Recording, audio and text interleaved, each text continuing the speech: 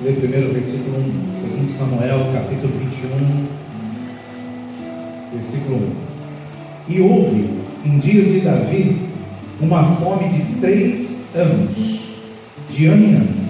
E Davi consultou ao Senhor, e o Senhor lhe disse: é por causa de Saul e da sua casa sanguinária, porque matou os gibeonitas. Versículo 8. Porém tomou o rei os 2 filhos de Rispa, filha de Aiá, que tinha sido de Saul, a saber, a Armone e a Mefibosete, como também os 5 filhos da irmã de Mical, filha de Saul, que tivera de Adriel, filho de Barzilai, Meolatita, e os entregou na mão dos gibeonitas, os quais o enforcaram no monte perante o Senhor, e caíram estes 7 juntamente, e foram mortos no dia da cega, nos dias primeiros, no princípio da cega das cevadas. Então Rispa, filha de Aiá, tomou um pano de silício, e estendeu-lhe sobre uma penha, desde o princípio da cega, até que destilou a água sobre eles do céu, e não deixou que as aves do céu se aproximassem deles de dia, nem os animais do campo de noite.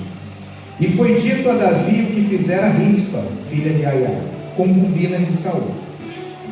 Então foi Davi e tomou os ossos de Saul e os ossos de Jonatas, seu filho, dos moradores de Jabes de Gileade, os quais os furtaram da rua de Bet-sean, onde os filisteus os tinham pendurado, quando os filisteus feriram a Saul em Giboa. E fez subir dali os ossos de Saul e os ossos de Jonatas, seu filho, e ajuntaram também os ossos dos enforcados. Versículo 14. Enterraram os ossos de Saul e de Jonatas, seu filho, na terra de Benjamim, em Zela, na sepultura de Quis, seu pai, e fizeram tudo o que o rei ordenara. E depois disso, Deus se aplacou para com a terra. Amém.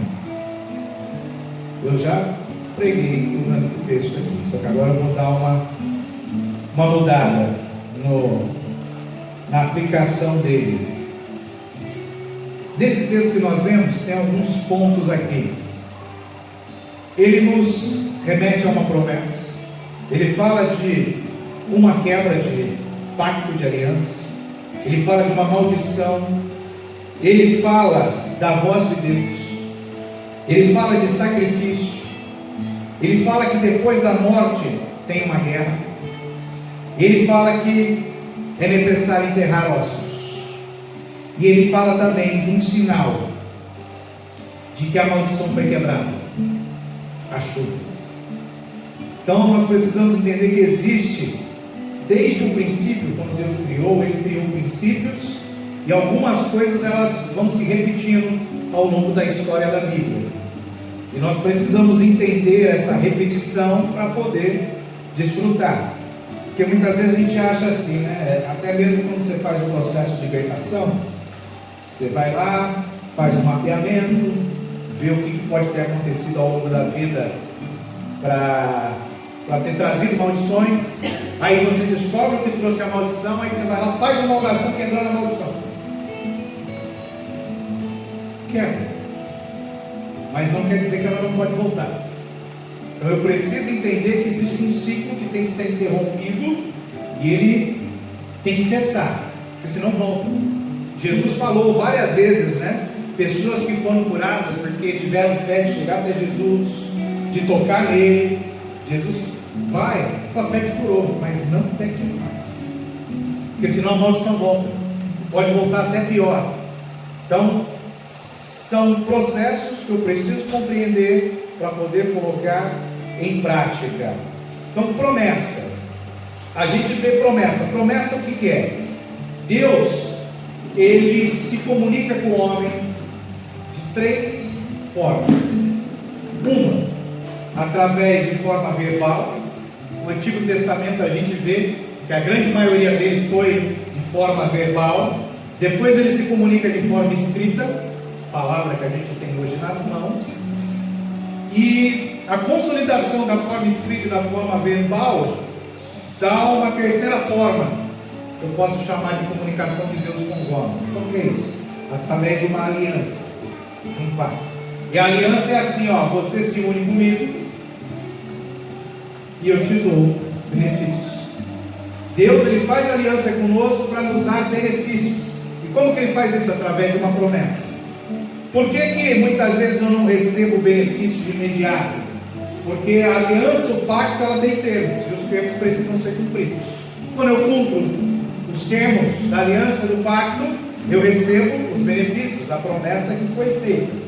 Então Deus, ele vai se revelando ao homem desde o princípio através de promessas, pactos e aliança. Então, se eu for estudar a Bíblia, eu consigo ver em todos os livros da Bíblia promessas, pactos e aliança, a forma de Deus se relacionar com o homem. Lá em Gênesis 1, quando ele cria o homem, ele faz uma promessa: olha, eu vou te dar domínio sobre toda a criação. Sobre toda a criação, você vai ter domínio. Lá em Gênesis 2, ele fez uma outra promessa. Ele fala assim, ó: você vai viver eternamente. Só que você não vê isso escrito lá.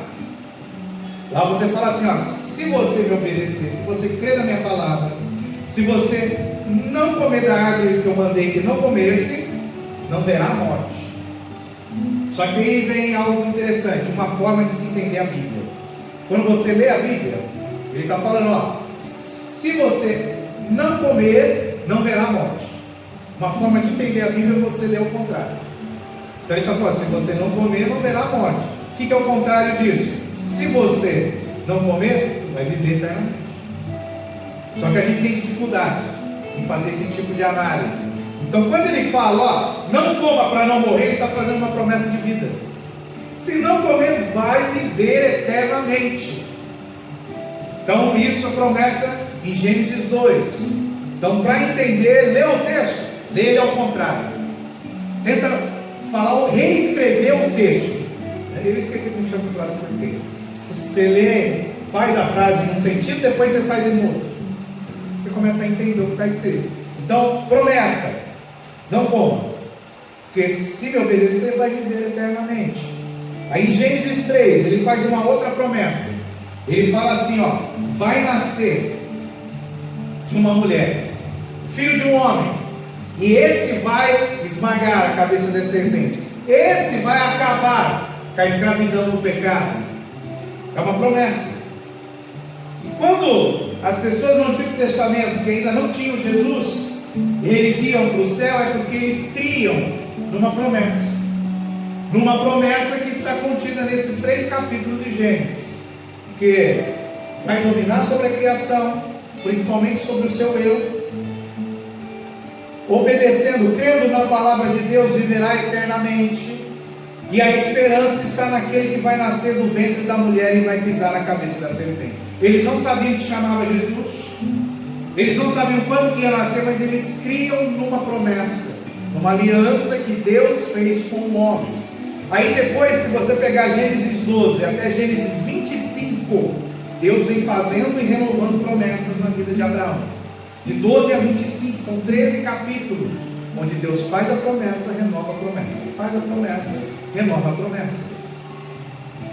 Por que eu estou falando isso?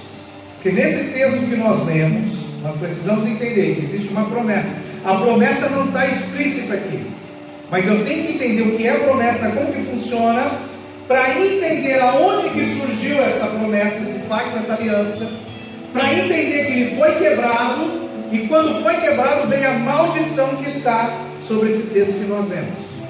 Porque as coisas na minha vida estão dando tudo errado. Eu preciso entender quais são as promessas que Deus tem para a minha vida, qual foi o termo do contrato que foi quebrado, para que eu possa restabelecer ele, para que pare de dar tudo errado e as coisas comecem a dar certo. Gênesis 3, Deus fez a promessa do filho do homem que nasceria da mulher. Só que lá aconteceu algo. Por que Deus fez essa promessa? A promessa maior de todas é a vida eterna. O homem não entendeu. Eu creio que Adão não tem entendido o que é você viver, ter uma vida eterna. Você só vai entender o que é vida eterna quando você sabe o que é morte, ou pode ter visto alguém que morreu, sentido dor, e Adão não tinha nada disso. Eu creio que ele não entendeu no que era viver para sempre.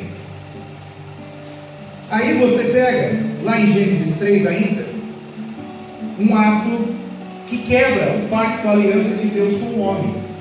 Deus falou: se não comer, viverá eternamente, não morrerá. Adão foi lá e quebrou esse pacto. Houve um momento onde o termo do contrato foi quebrado. Aí, em Josué capítulo 9, Deus falou assim, para Moisés, falou para Josué: entra na terra e mate todos os inimigos, não deixa nenhum fica vivo, mata todos, mata homem, mulher, criança, mata tudo, não deixa nenhum ficar vivo. Eles entraram na terra e eles não obedeceram o que Deus mandou. O que Deus mandou? Você matar todos os seus inimigos, para você não aprender a conviver com eles, eles vão te levar a pecar. Então, se antes eu vivia num determinado pecado, se eu não matar e enterrar esse pecado, ele vai conviver comigo e eu vou aprender a viver com ele. Eu já vivia com ele, vou continuar vivendo com ele mesmo estando na igreja. Então tem que matar todos os inimigos. Aí lá, um povo com medo de morrer, inimigos, foram até Josué, falaram que eram de um povo distante, de outras terras, e quiseram fazer aliança, pacto com o povo de Israel. E a Bíblia diz que por eles não consultarem ao Senhor, eles fizeram um pacto com aquele povo, e aquele povo era vizinho, eram os próprios inimigos. Vocês fizeram um pacto com o diabo, porque o diabo se transfigura em anjo de luz. Então eles se moldaram, pegaram lá roupas velhas, pão velho, vinho velho, para falar que vieram de longe, para poder fazer uma aliança com o povo de Deus. E eles conseguiram. Tá, mas e o que isso tem a ver? Isso tem a ver que, quando foi feito esse pacto, essa aliança, foi estabelecido termos de contrato. Um dos termos é que os gibeonitas iriam ser escravos do povo de Israel, e a função deles seria tirar água e providenciar lenha para os sacrifícios que seriam oferecidos no templo. Uma obrigação. Um benefício da promessa, que Israel iria sempre socorrer os gibeonitas dos seus inimigos. Tanto que em Josué, alguns capítulos para frente, você vai ver que os povos tentaram atacar os gibeonitas. Josué foi para o povo de Israel e livrou eles. Só que Saul foi no seu reinado e matou os gibeonitas. O povo que, por uma palavra, foi feito um pacto, uma aliança, de que eles estariam sempre seguros debaixo da proteção de Israel, agora um rei inconsequente se levanta e mata o povo, mata muitos deles. O que acontece? É quebrado os termos do contrato, os termos do pacto. O que acontece? Quando você quebra um termo do contrato, quando você quebra um pacto, quando você quebra uma aliança, vem a maldição. Às vezes a maldição ela não se manifesta na hora. Saul quebrou os termos, matou os gibeonitas. Só no reinado de Davi que foi se manifestar a maldição. Então muitas vezes está tudo bem, do nada começa a ficar tudo mal. E ninguém sabe, não, mas eu estou certinho, está tudo bem, está tudo lindo, e agora começou o caos. Porque lá atrás foi feito um pacto, uma aliança, uma promessa, e algum dos termos foi quebrado. Em algum momento vai se manifestar aquilo que nós chamamos de consequência ou maldição. Mas, pastor, o que foi que eu quebrei? Eu não fiz aliança com ninguém. A Bíblia fala assim, mesmo aqueles que não conheceram Jesus Cristo, não conhecem a Deus, as leis de Deus estão colocadas em seu coração. Não essa lei escrita que a gente conhece, mas a lei natural. Todo mundo, até o índio, que nunca ouviu falar de Deus, sabe que matar é errado, sabe que fazer determinadas coisas é errado. Porque Deus, Paulo fala isso em Romanos, Deus colocou a sua lei no nosso coração. Por isso que ninguém será dado por inocente no dia do julgamento. E quando eu, estando na igreja ou não, quebrei algumas dessas regras, algum desses pactos, alguma dessas leis para com Deus, eu estou quebrando um pacto, uma aliança, porque Deus ele fez uma aliança com a humanidade. Não foi com José, não foi com João, ele fez com a humanidade. Jesus, quando ele morreu por todos e deu uma nova aliança no seu sangue. Quando eu quebro essas normas, eu dou autoridade para que em algum momento seja executado um juízo, uma consequência, o que a gente chama de maldição. É por isso que quando a gente vai fazer o processo, a gente faz um mapeamento, tenta se lembrar do que aconteceu na infância, tenta se lembrar de algum problema com os pais, com algum familiar, tenta se lembrar disso, daqui de palavras que foram lançadas e tal, que às vezes não acontece na hora, às vezes demora. E Saul quebrou a aliança, a maldição veio sobre o povo. A família de Saul foi amaldiçoada? Foi amaldiçoada. Saul morreu, se suicidou, Jonatas morreu, sua família morreu, ele perdeu o reino, os filisteus. Só que tem um detalhe, a Bíblia fala assim: quando uma pessoa peca, ela pecou. Quando o sacerdote peca, toda a congregação vai pagar. Ele mostra agora: Saul quebrou a aliança, a maldição veio sobre todo o povo, porque ele era o líder. Quando o líder peca, a consequência, a maldição vem sobre o povo. Então nós temos que entender isso.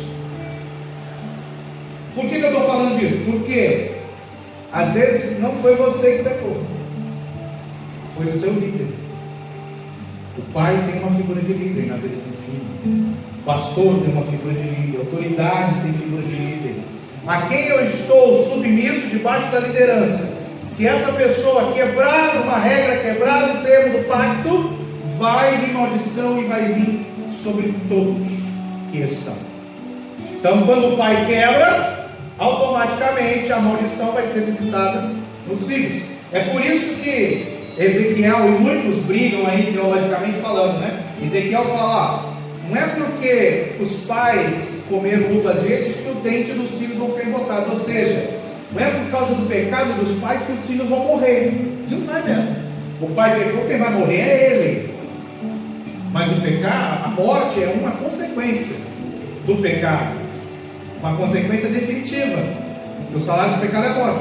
Porém, a maldição, que nada mais é que um alerta de Deus, é uma oportunidade que Deus nos dá para a gente ver aonde está o erro e desfazer. Essa vem sobre os filhos, vem sobre gerações. Então, a maldição não é algo mal, a maldição é algo bom. É Deus avisando: tem alguma coisa errada, você quebrou um termo do meu pacto, olha onde quebrou e restabelece. Volta, para com isso, refaz a aliança comigo. É um aviso. A maldição é uma febre. A febre não é a doença em si, a febre é um alerta que tem alguma coisa ruim. A febre está alertando, é a garganta, é o ouvido, é uma infecção. A maldição é um alerta. Então a gente precisa começar a entender. E detalhe, como que foi feito esse pacto entre Josué e os gibeonitas? Através de uma palavra. Não foi escrito, foi através de uma palavra. Como que Deus criou todas as coisas? Através de uma palavra. Qual foi a aliança de Deus com Adão? Através de uma palavra. Como que se quebra uma palavra? Com incredulidade. Quando eu não creio na palavra, o meu coração se endurece, vai com orgulho, falta arrependimento, e isso vai gerando maldições. Aí esse texto que nós lemos em Samuel, o primeiro versículo, ele começa a nos dar receita de como restabelecer as coisas. Ele fala assim: e houve em dias de Davi uma fome de 3 anos. A fome era a maldição, porque Saul matou os gibeonitas e quebrou a aliança que Josué tinha feito com eles 1000 e poucos anos antes. E tem algumas pessoas que falam: porque a maldição não dura muito tempo não, é rapidinho, acaba aqui, acaba ali. Ela vai até você dar um basta nela, até você descobrir aonde que está errado. Ele fala assim: Davi consultou o Senhor. Aí Deus falou: é por causa de Saul e da sua casa sanguinária que matou os gibeonitas. A quebra da maldição, ela começa quando Deus começa a falar conosco. quando eu começo a ouvir a voz de Deus. E muitas vezes, como já aconteceu aqui, a pessoa chega, foi amaldiçoada pelo seu líder, ela fica 1, 2, 3 anos amaldiçoada. Aí você precisa de um outro líder para quebrar a maldição dela. Foi um rei que teve que quebrar a maldição de outro rei. Então a gente precisa entender que Deus trabalha com princípios. Os princípios não mudam. Só que tudo começa quando Deus fala. Então, eu sei que existem promessas, eu sei que existe uma aliança, eu estou nessa aliança querendo ou não. Termos são quebrados. Quando termos são quebrados, vem maldição. Porém, através da voz de Deus, começa-se a restabelecer. Tem muita coisa que você não vai descobrir o que você fez ou o que fizeram que te amaldiçoou. Muita coisa que tu vai ter que buscar a Deus para ouvir. Interessante é assim: a fome durou 3 anos. Eu duvido que Davi, quando estava para completar o 3º ano de fome, que ele foi consultar Deus. Eu duvido. Eu creio que já no 1º ano de fome, Davi começou a jejuar, a orar, a se humilhar. Como diz a palavra, antecipo minha alva para orar, ou seja, iria de madrugada buscar o Senhor, para descobrir por que tinha essa fome. Se durou 3 anos, eu posso induzir que Davi deve ter orado, jejuado, se humilhado por 3 anos. E como ele é um homem de Deus, segundo o coração de Deus, ele não deve ter feito isso sozinho também. Ele deve ter chamado os sacerdotes, profetas, todos aqueles que estavam com ele, para poder orar, jejuar, buscar a Deus, até chegar ao ponto que Deus abre a boca e fala. É por causa de um pacto que foi quebrado. E se a gente for ver tudo, é por causa de pactos, de alianças que são quebradas. É por isso que Jesus fala: eu vos deixo, eu faço uma nova aliança, porque a antiga foi quebrada. Então a voz de Deus soou para Josué falando: ó, você não me consultou, como fez Davi quando vieram aqui, ó, para enganar vocês não me consultaram. Davi só teve vitória, só acabou com a maldição, com 3 anos de fome na terra, depois de consultar a Deus. Então, existem alguns elementos que podem nos enganar. Quando os gibeonitas foram até Josué, eles foram com roupa velha, odres velhos, pão velhos, para falar que vieram de um lugar tão distante como de Jericó, certo? Odre velho, pão velho, roupa velha. Entendeu? Jesus, quando ele começa a ensinar sobre a nova aliança, sobre o reino de Deus, ele usa elementos. Ele usa roupa, ele usa odre, vinho, e ele usa pão.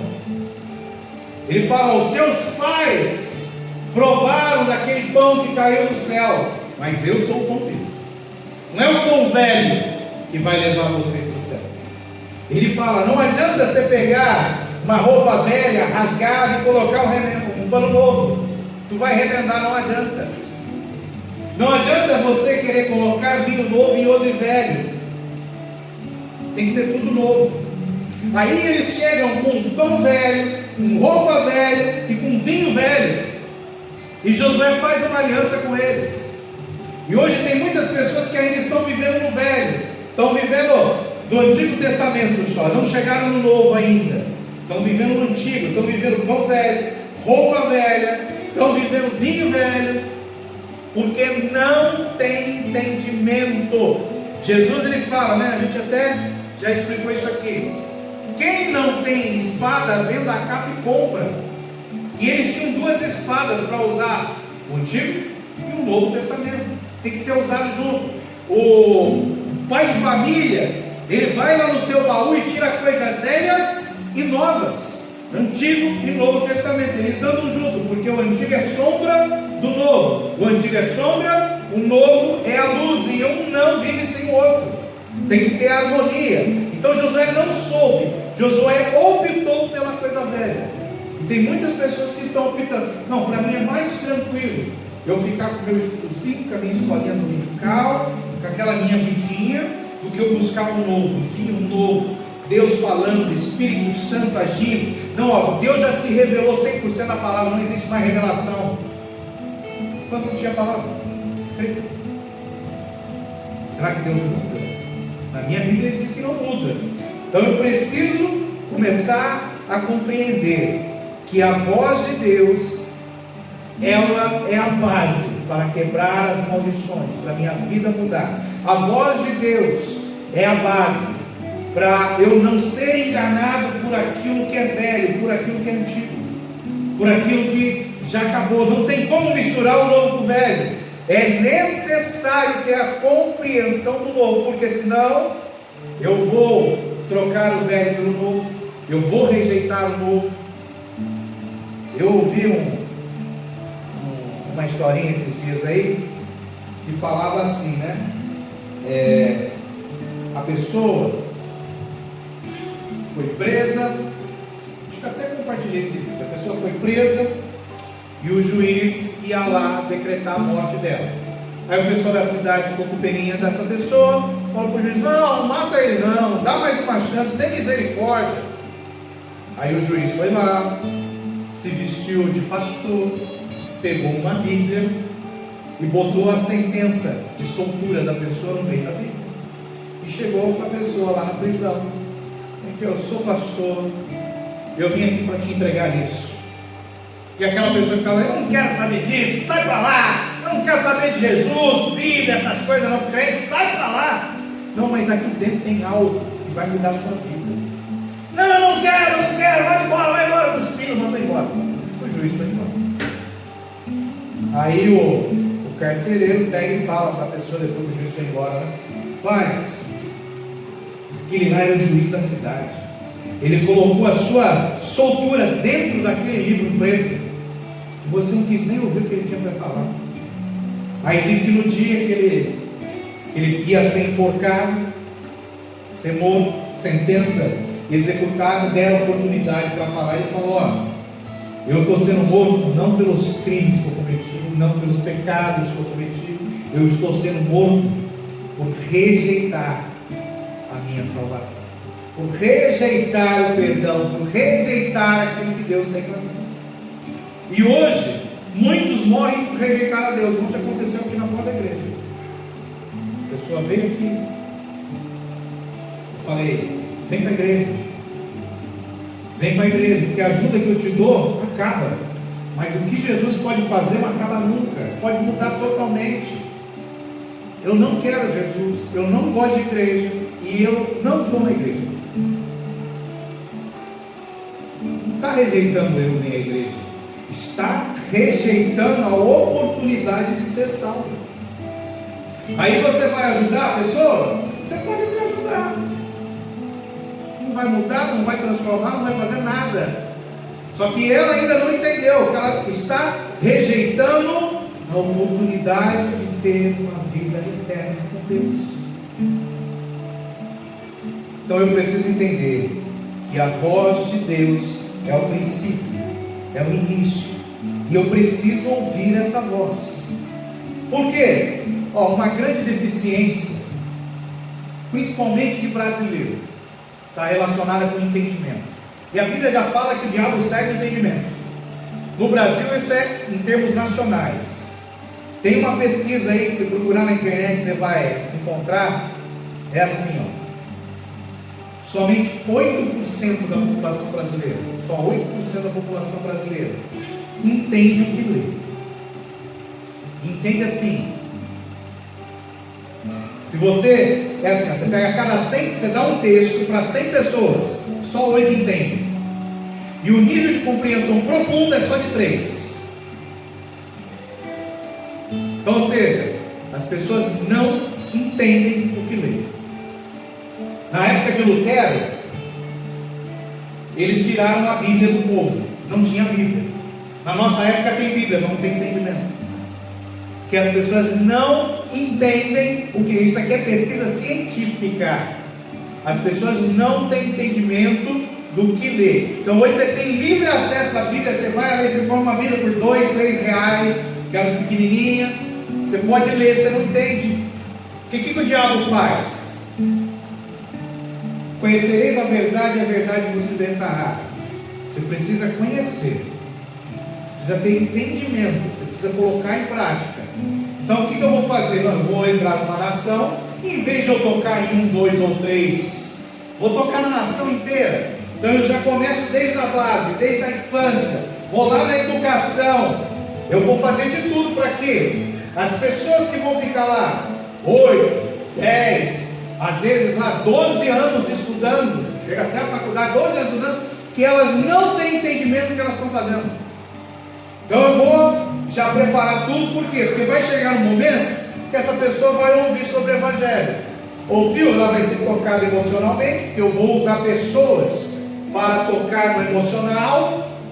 Aí quando essa pessoa diz que se converteu, agora ela precisa de entendimento para ser liberta, porque o diabo segue o entendimento. O que ela vai fazer? Ela vai para a igreja, ela vai ler e não vai ter entendimento. E muitos que estão pregando não ensinam, não dão entendimento. Eles só, vitória, vitória, vitória, vitória, vitória, vitória. Oh, faz você gritar, pular, mas não te dá entendimento. Não te leva a entender, porque esse é o objetivo do diabo, que a gente não tem entendimento. Então ele ataca a nossa base da sociedade, chamada educação. Então desde pequeno as pessoas não são levadas, pessoas não têm raciocínio lógico, não sabem fazer conta matemática. Desses 8% da população que tem entendimento, os outros 92% que não tem entendimento que lê, não sabe fazer conta, que as 4 operações chegam na casa do bilhar. Em roça, faz uma continha de padaria, algo um pouquinho a mais não consegue. Por quê? Porque o diabo toca. O diabo vai tocar na educação, porque ele tocou na educação, ele está tirando uma nação inteira das mãos do Senhor. E a gente não enxerga isso. A gente não está nem aí para a escola, não está nem aí para a educação. O negócio é vitória, pula, emociona, chora, mas entendimento, que tem que levar a pessoa a desenvolver raciocínio, não sai. Então, nós temos que começar a enxergar essas coisas. Na época de Lutero, não se tinha acesso à palavra. Na nossa época, tem acesso, mas não tem entendimento, porque o diabo ele cega o entendimento do homem. E ele cega, a Bíblia fala que ele cega o entendimento para o conhecimento de Cristo. Só que é muito mais fácil eu cegar o entendimento para o conhecimento natural, que ninguém vai perceber, está tudo certo, está do jeito que está, porque quando a pessoa chegar a ter algum conhecimento de Cristo, ela não tem entendimento.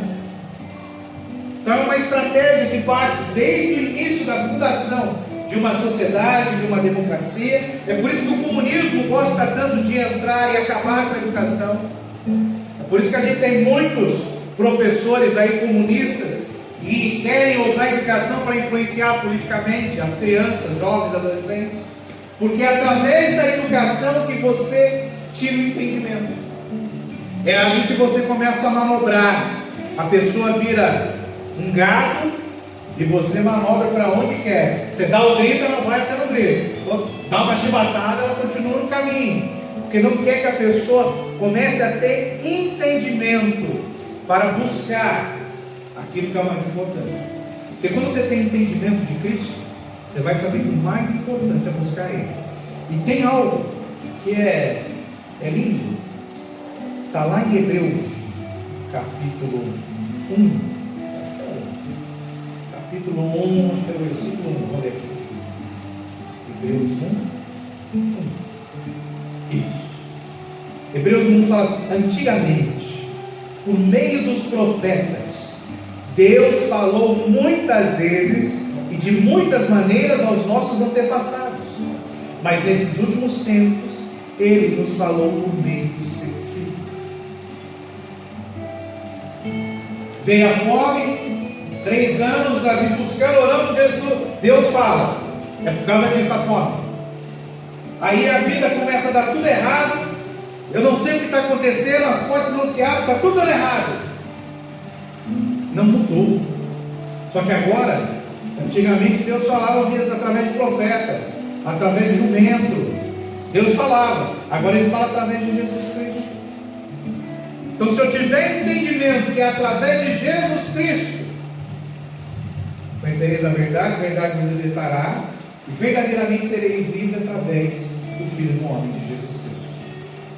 Se eu entender isso, eu vou fazer de tudo para ouvir Jesus falar comigo.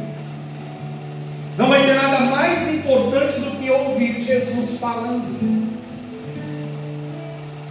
Mas eu estou amaldiçoado.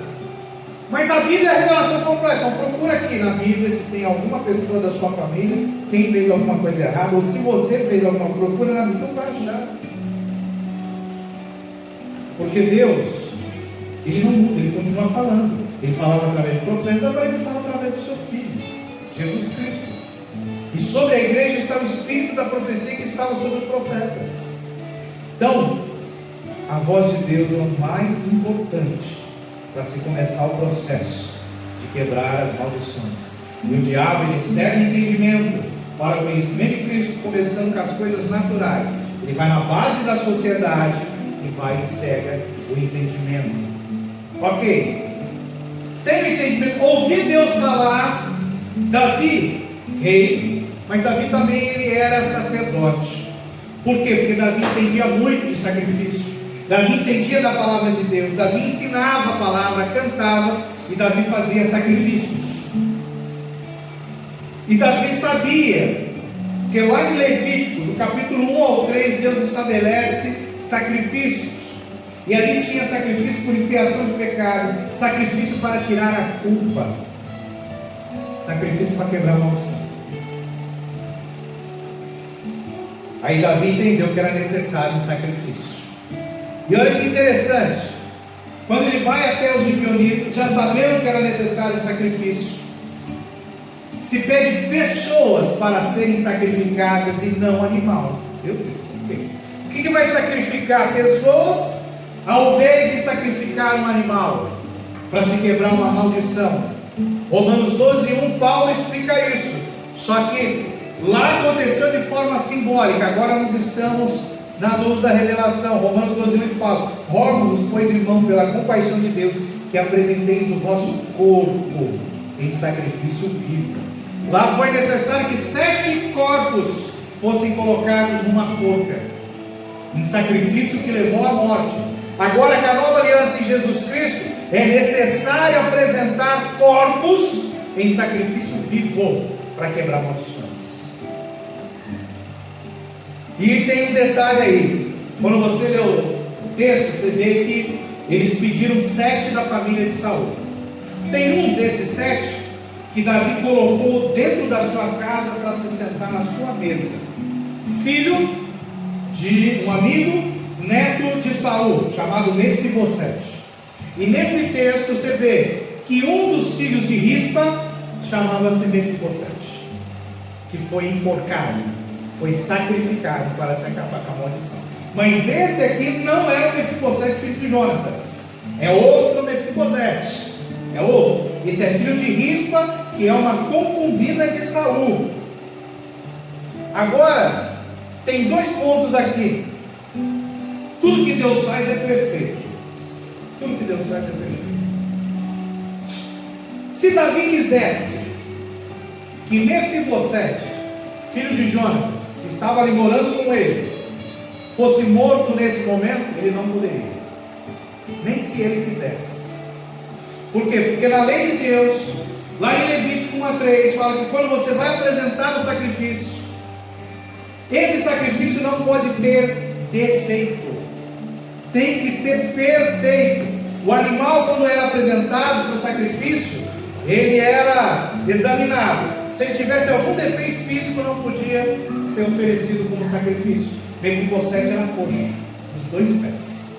Então nem se Davi quisesse, ele podia ser oferecido em sacrifício. E tem alguns ainda que pregam e matam Mefibosete nesse texto aí. Não pode, o sacrifício tem que ser perfeito. E olha que interessante, foi oferecido aqueles 7 homens em sacrifício. E depois do sacrifício, a maldição não acabou. Então, ou seja, consultei a Deus, Deus falou qual era o problema, qual área da minha vida que estava ali, fiz uma oferta de sacrifício para quebrar a maldição. São passos, mas a maldição ainda não acabou. Tem pessoa que já veio aqui na igreja e a gente com uma maldição na família, na vida do filho, e a gente orientou, ó, faz uma oferta de sacrifício assim. A pessoa não fez uma, ela fez duas ofertas nesse sentido. O filho voltou para casa, o filho era homossexual, morava com outra pessoa, o filho voltou para casa. Quebrou a maldição? Não, porque é um processo. Deus falou, Deus deu a orientação, ó. Foi feita uma promessa, um pacto, a promessa foi quebrada, nós descobrimos aonde que foi quebrada a promessa, a consequência da quebra veio a maldição. Deus falou, faz um ato profético, a pessoa fez o ato profético, fez o sacrifício, só que depois do sacrifício começa uma guerra. Depois do sacrifício, depois começa a guerra. Eles sacrificaram aqueles 7 homens e a fome não acabou. E ela durou meses ainda. Por quê? Porque é um processo. Após o sacrifício, após a morte, pastor, fiz o jejum de 40 dias. Glória a Deus. Vai começar a guerra. Jesus ficou 40 dias no deserto sendo tentado. Durante 3 anos e meio ele viveu em guerra. 3 anos e meio sendo perseguido, humilhado, desacreditado, até ser levado à cruz. Depois do sacrifício vem a guerra. Jesus morreu, tudo virou flores. Não, agora começou a guerra para a igreja. É por isso que Paulo fala, nossa luta não é contra carne e sangue. Use de armas espirituais e não carnais, porque nós estamos em guerra.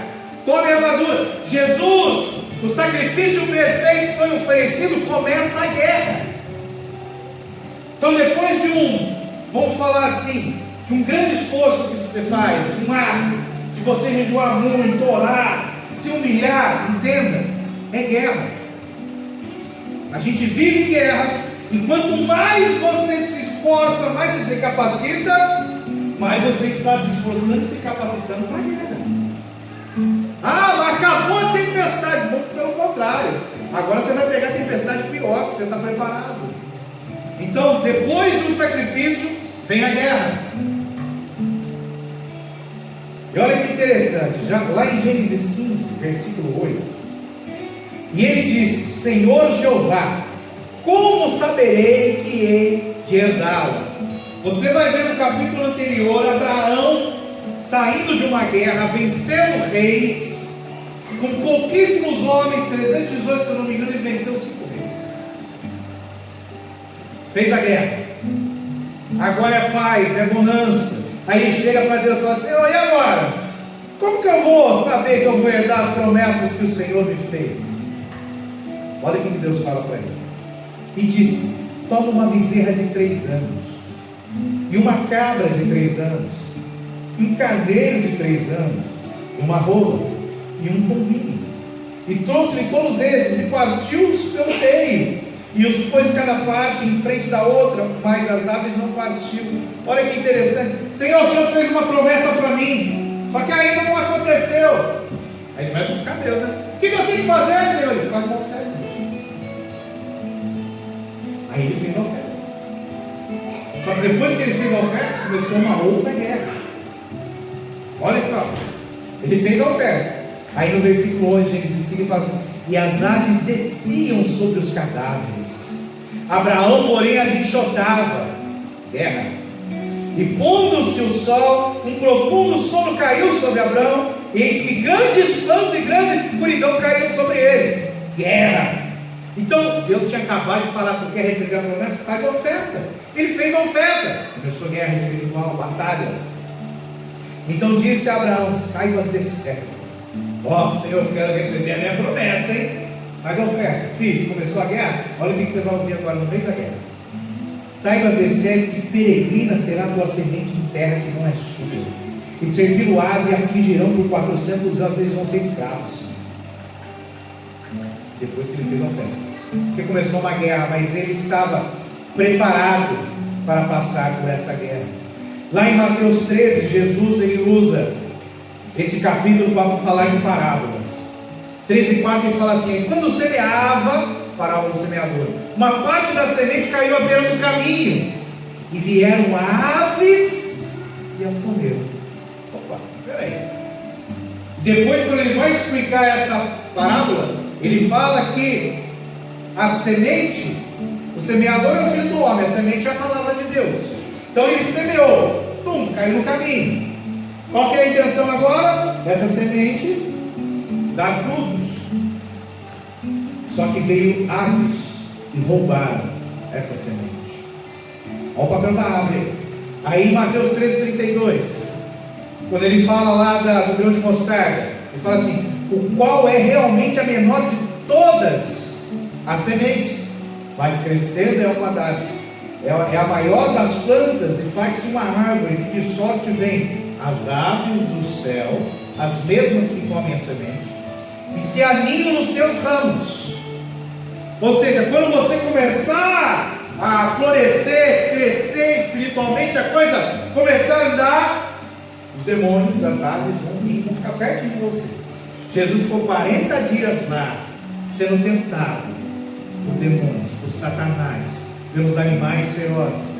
Então, quanto mais nós nos preparamos, nos capacitamos, maior é o nível de guerra. Só que quando eu faço, muitas pessoas vão pagar o preço pelo meu filho. Aí paga o preço, recebe a bênção. Pronto, acabou. Esquece que depois da bênção, depois do sacrifício, vem a guerra. Coisas piores podem acontecer. A gente tem que ter esse entendimento, que depois do sacrifício, depois da morte, vem uma guerra. Tudo bem, ainda não veio a promessa. Por quê? Porque é necessário enterrar os ossos. O texto fala: sacrificaram 7, a mulher ficou lá enxotando as aves, mas ainda não começou a chover. Por quê? Só choveu depois que enterrou os ossos. Isso tem aplicação profética. Os ossos, eles são sementes. Jacó, antes de morrer, quando ele estava lá no Egito, ele falou para o seu filho José: ó, me enterra lá, na minha terra, no sepulcro dos meus pais. Eu não quero ser enterrado nessa terra infértil. Eu sou semente, me enterra lá. José, quando morreu, falou para os irmãos: me enterrem lá, junto com meu pai. Eu não quero ser enterrado no Egito, em terra infértil, porque ossos são sementes. O que é um apóstolo? Apóstolo é uma semente. Semente, ela tem que cair na terra, tem que morrer para dar fruto. Os apóstolos que a gente conhece hoje aí, eles não são sementes. Porque todos os apóstolos da Bíblia, eles foram sementes. Eles entregaram a própria vida, semeando no reino de Deus e colhendo em abundância. Esse é um nível. Porque uma coisa é você ter um título, outra coisa é você ter um ministério. O ministério apostólico é um ministério de morte. É necessário morrer. Em Hebreus 3 fala que Jesus era o apóstolo de Deus, enviado de Deus, chama ele de apóstolo. Foi necessário ele morrer. Todos os 12 foi necessário morrer. O apóstolo tem que morrer. E alguns homens de Deus que semearam com sangue, com a própria vida, você lê as biografias, depois que eles morreram, começa a vir avivamento, começa a vir pessoas que antes não eram, agora começam a ser salvos. Por quê? Porque eles eram apóstolos. O apóstolo tem que morrer. Ele é uma semente que tem que cair na terra. Ele é o pioneiro, ele é o enviado. O sacrifício de Jesus só foi completo depois que ele foi tirado da cruz e sepultado. Pois você vai em vários lugares, você vê um crucifixo com um corpo pendurado. Isso não é um sacrifício completo. O sacrifício completo, de acordo com o Antigo Testamento, é: depois que o animal é sacrificado, o seu corpo é queimado. Você não vê mais o corpo. Mas você está vendo o corpo pendurado ainda? Isso não é um sacrifício completo. Porque é necessário que o corpo seja queimado, ou seja sepultado. Porque se não for sepultado, não tem ressurreição. E a vitória só vem que ressuscitou. E os ossos deles tiveram que ser sepultados, para que ele pudesse viver. Porque o osso é a semente que tinha que cair na terra e morrer. Eu estou falando tudo isso só para depois chegar numa conclusão final aqui. Entenda uma coisa: as nossas batalhas, elas não são vencidas com olhos carnais. Já falei várias vezes aqui. Primeiro as coisas acontecem no mundo espiritual, para depois acontecer no mundo físico natural que a gente vive. Então primeiro você vence uma batalha no mundo espiritual. Aí você pega lá Josafá, veio lá uma multidão, milhares de inimigos, milhões, né, de inimigos se levantaram contra ele. Ele vai no mundo espiritual primeiro, jejua, ora, chama a nação toda para jejuar e para orar, para ouvir, que parece que é igual a ver, né? Ver a fome, jejua, ora e vem a voz de Deus. Josafá, fica de pé, levanta, olha o livramento que vem do Senhor, fica tranquilo, você não vai precisar fazer nada, pode deixar que eu venço. Aí vai para a batalha, começam a louvar e os inimigos se matam uns aos outros. Não precisou lutar, que a batalha é vencida no mundo espiritual primeiro, a batalha é vencida no invisível. Davi foi no mundo espiritual, já orou, aí Deus falou, igual Deus falou com Josafá.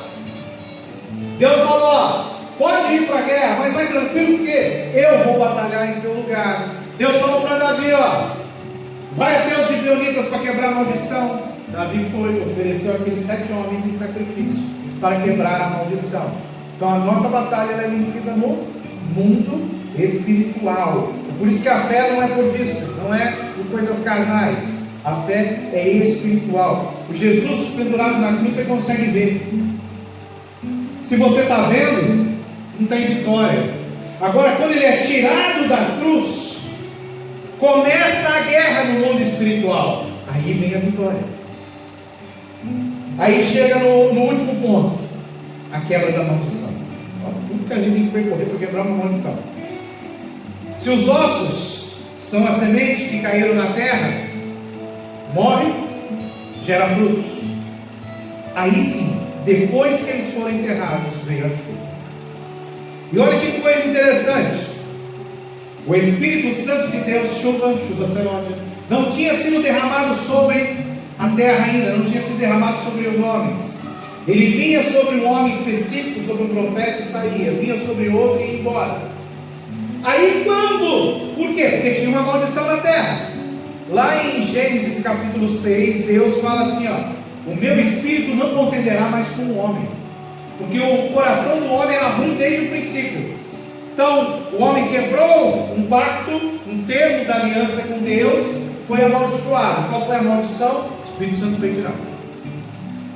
Então foi necessário Deus falar através do seu Filho para a humanidade, o seu Filho ser oferecido em sacrifício, e depois que ele morreu, começou-se uma guerra, uma batalha espiritual. Só que os seus ossos foram enterrados e ele ressuscitou. Aí, depois dos ossos serem enterrados, ele ser sepultado, cumprir toda a lei do sábado, ter o descanso sabático, veio a chuva. Aí você olha lá para Atos capítulo 2, você vê que só depois do sacrifício, só depois do sepultamento, só depois da ressurreição é que veio a chuva, o Espírito Santo é derramado. E nesse texto que nós lemos, nós vemos isso: fome, desgraça, maldição sobre a terra, busca a Deus. Deus fala onde que se quebrou o termo do contrato. Aí você vai lá e oferece um sacrifício para restabelecer a aliança. Ofereci o sacrifício, agora é necessário enterrar. Vocês já vão entender. É necessário enterrar. Depois que se enterrou os ossos, a chuva é derramada. Sinal de bênção. A maldição é quebrada. Então, promessa, quebra da promessa, maldição. Aí vamos restabelecer a voz de Deus, o sacrifício, a guerra e o sepultamento dos ossos, para que a bênção, a chuva venha sobre as nossas vidas. Então vamos fazer um processo aqui, faz uma oração, está tudo certo. Não está. É um processo. Se falhar nesses itens, vai se repetir, vai vir coisas piores, outras coisas vão começar a acontecer. Então na nossa vida pessoal, nós todos temos promessas da parte de Deus. Só que nós erramos em 3 partes. Primeiro, por não conhecer as promessas de Deus, porque eu não conheço a Bíblia. Por isso que a gente insiste, né? Lê a Bíblia, você tem pelo menos uma vez a Bíblia por ano, inteirinha. Você começar a conhecer. Existe isso? Isso existe. Agora você sabe que existe? Segundo passo. Segundo erro. A gente erra por não conhecer. Segundo erro. Eu erro por não entender o que está escrito. Aí quando eu não entendo o que está escrito, vem o terceiro erro. Eu rejeito. Lembra da historinha?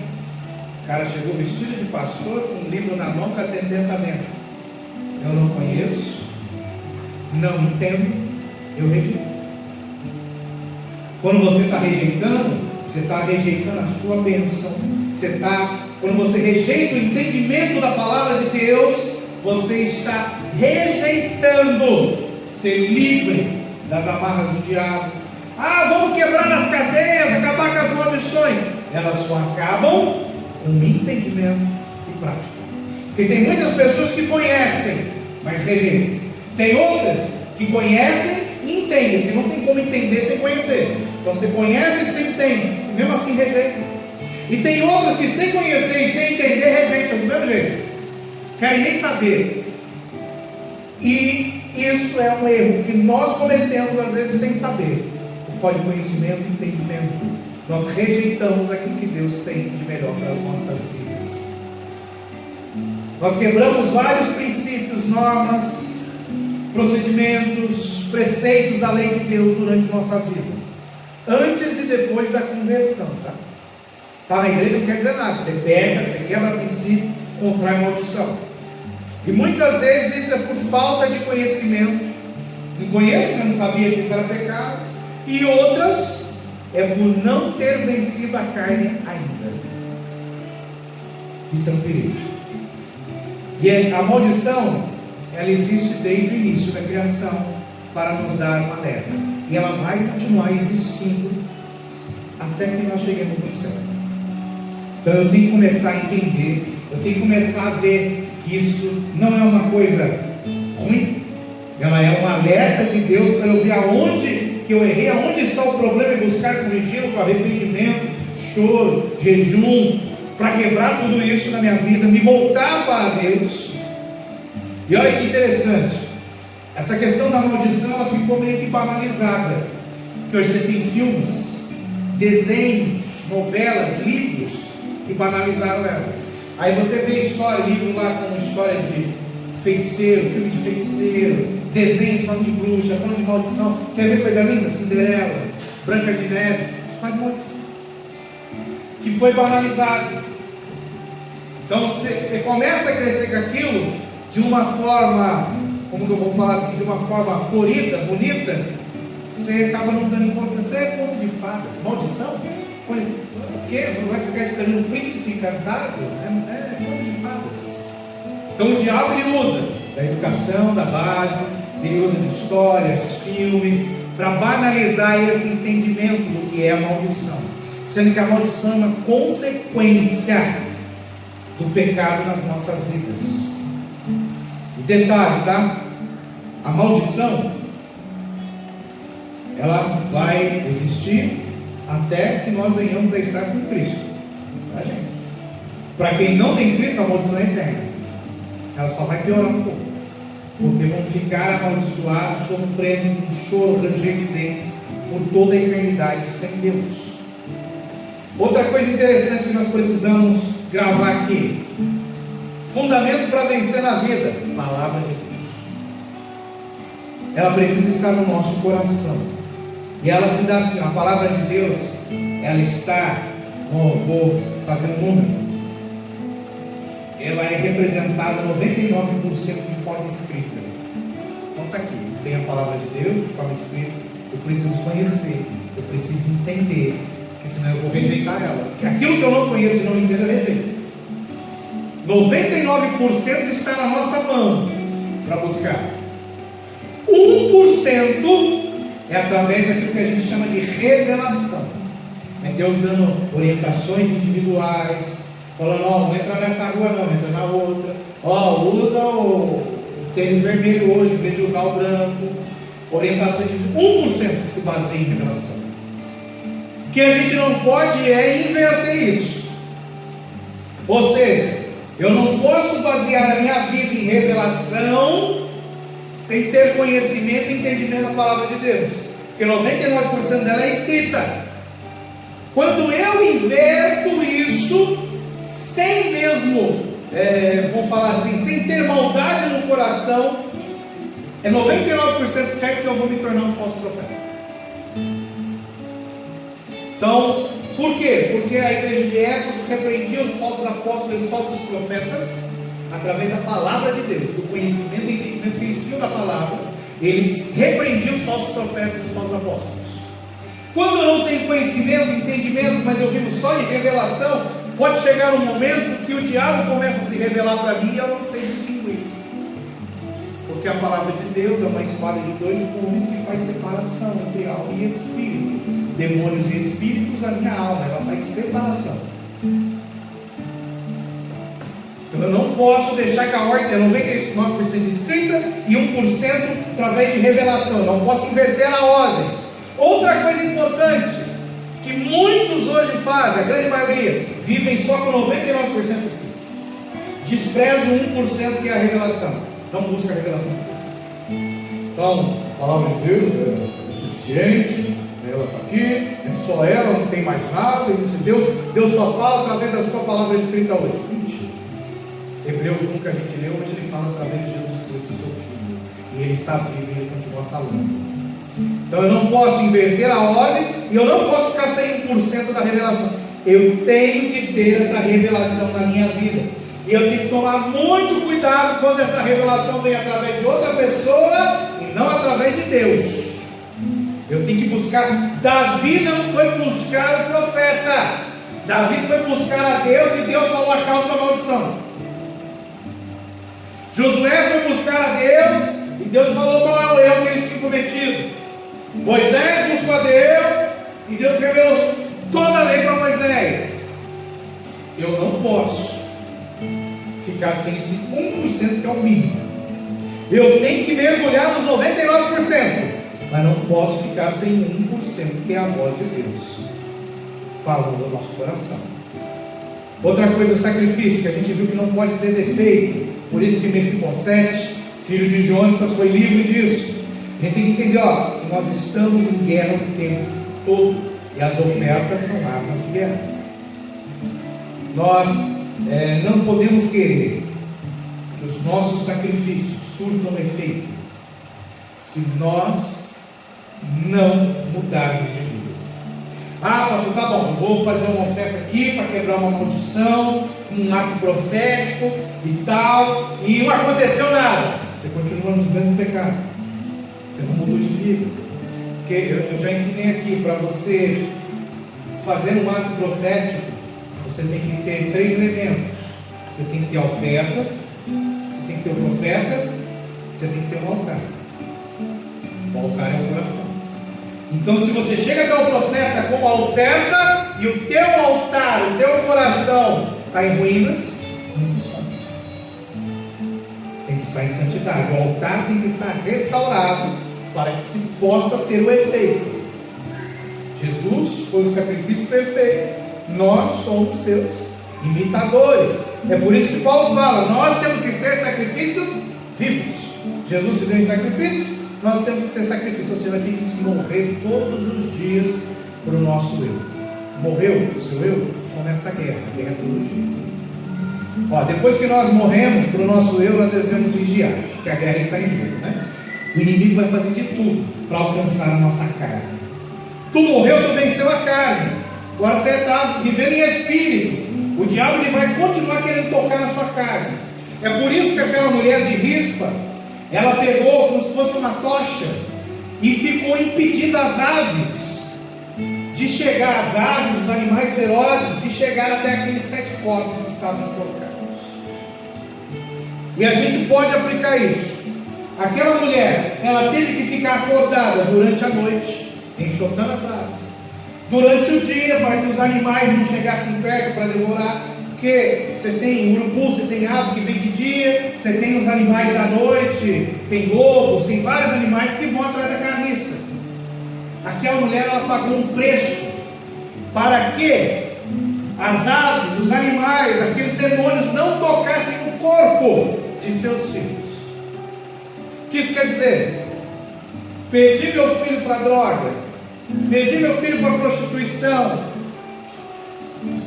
Aquela mulher não desistiu. Ela foi lá e ficou lutando em guerra, espantando aqueles demônios, aquelas aves, para não tocar no corpo morto deles. Ah, mas eles não ressuscitaram. Não ressuscitaram, mas os ossos foram enterrados intactos, para depois vir a bênção da chuva, a maldição se quebrar. Então aquela mulher, ela teve uma atitude de não desistir de lutar. Ela fez vigílias, ela pagou um preço ali, lutando contra aqueles animais ferozes. Tá, mas e aí? Então você está falando que eu não posso desistir do meu filho, eu não posso desistir da minha porta, eu não posso desistir da minha bênção? Isso, você vai ter que lutar contra demônios. E é isso que essa mulher fez. Só tem um detalhe técnico aqui. Lembra? Eu falei, 3 anos de fome, Davi deve ter orado e jejuado os 3 anos até ouvir a palavra de Deus. Olha o que essa mulher fez, um ato de desespero depois de ter os filhos mortos, depois de perder a bênção, perder aquilo que tinha valor. Olha que interessante, né?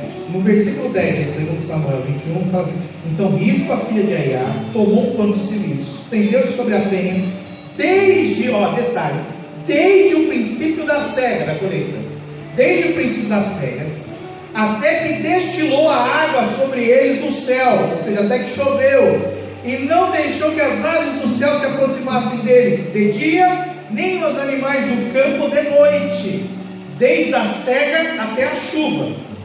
No calendário judaico era assim que funcionava: meses de março e abril, entre março e abril, que é o mês de Nissan que eles falam, era a época da chuva de primavera. Depois desse mês de março e abril, que é o mês de Nissan, vem um mês chamado de Zífio, que é o mês da colheita. Eles falam assim, é o início da estação da seca. Esses homens foram enforcados no início da estação da seca, na época da cega, da colheita. Aí você conta, isso é entre abril e maio, aí você conta junho, julho, agosto, entre setembro e outubro que começam as primeiras chuvas do ano. Por isso que o calendário judaico, o ano deles lá começa entre setembro e outubro, começa a contar. Ou seja, aquela mulher ficou mais ou menos de abril até outubro. Ela ficou cerca de 5 meses espantando as aves e os animais ferozes, dia e noite, por causa do corpo morto dos seus filhos. E a gente consegue fazer uma semana de jejum, só no líquido ainda. Imagina você botar nada na boca. Aquela mulher, ela pagou um preço. Por quê? Porque se uma daquelas cenas do campo pegasse um dos ossos dele, comesse, não ia ter chuva. Porque a Bíblia fala que os ossos de Jesus, nenhum deles seria quebrado. Para quê? Para que ele fosse sepultado intacto. E aquele osso sepultado seria ressurreto. Não poderia ter nenhum dos ossos do corpo dele quebrado, fala a profecia. E nenhum daqueles ossos poderiam ser comidos pelos cães.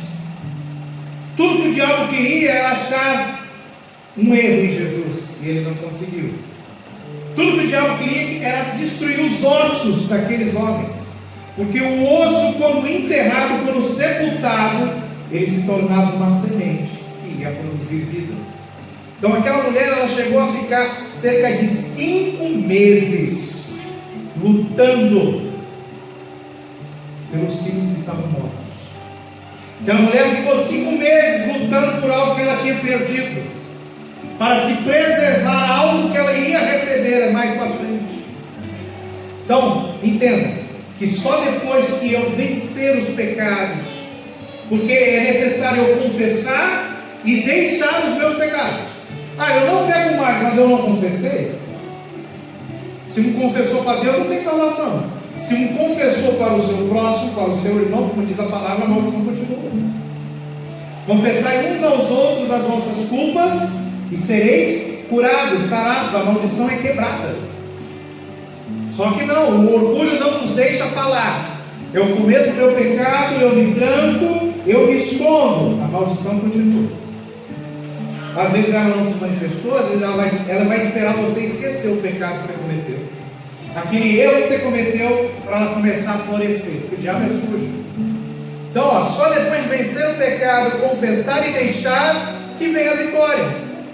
Não basta morrer, tem que enterrar. Não basta, eu fazia esse pecado, agora eu não pego mais. Confessei, deixei, está tudo limpo. Aí passa daqui um tempo, você pega de novo. Você ressuscitou aquilo que tinha morrido. Por quê? Porque você não enterrou. Então, pecado, você tem que matar, você tem que enterrar. Quando você mata e enterra, acabou. Depois que o corpo é enterrado, você não vê mais ele. O problema é que a gente não enterra os nossos erros, nós não enterramos os nossos pecados e eles continuam, viram um zumbi, voltam a nos perseguir e amaldiçoar. Então, não basta eu parar de pecar hoje, eu não posso cometer os mesmos erros, para que a maldição seja totalmente desfeita. Quando pecamos, nós estamos anunciando que Jesus continua pendurado na cruz. Por quê? Por que ele foi pendurado na cruz? Para levar sobre ele os nossos pecados. O nosso lugar era estar lá. Agora eu me arrependi, me voltei para Deus, parei de pecar, porque Jesus, eu creio que ele está vivo, ele ressuscitou. Voltei para o pecado, ele volta para a cruz. Porque aí eu tenho que me arrepender para ele levar os meus pecados sobre ele na cruz, para que eu possa ter a minha salvação novamente. Então, quando eu peco, eu estou falando que Jesus ainda está crucificado. Mas quando eu paro de pecar, eu estou anunciando que ele morreu, que ele ressuscitou e que ele está vivo. E eu vivo por essa esperança, porque não mais vivo eu, mas Cristo, ele vive em mim. Então a quebra de maldição não vem apenas por palavras ditas, ela vem após o sepultamento do pecado nas nossas vidas. A gente pode até receber alívios momentâneos, isso acontece, mas nós devemos buscar ter a bênção para todo sempre. É por isso que Davi, para a gente encerrar aqui, lá no Salmo 23, ele fala o seguinte: certamente a tua bondade e o teu amor ficarão comigo enquanto eu viver. Opa, não é esse não, é o Salmo 133. Salmo 133, lá no último versículo, versículo 3, ele fala assim: é como o orvalho do monte Hermon que cai sobre os montes de Sião, pois é em Sião que o Senhor Deus dá a sua bênção e a vida para sempre. Às vezes a gente faz um monte de coisa para ter um alívio momentâneo, que Deus quer que a gente faça, é algo que dure para sempre.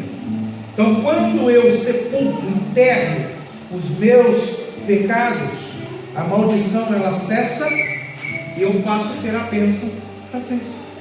Só que eu estou aqui na terra, então se você tiver erro, eu tenho que manter esse padrão, esse nível, para que a bênção continue. Quando eu falho, a bênção para e a maldição vai aflorar.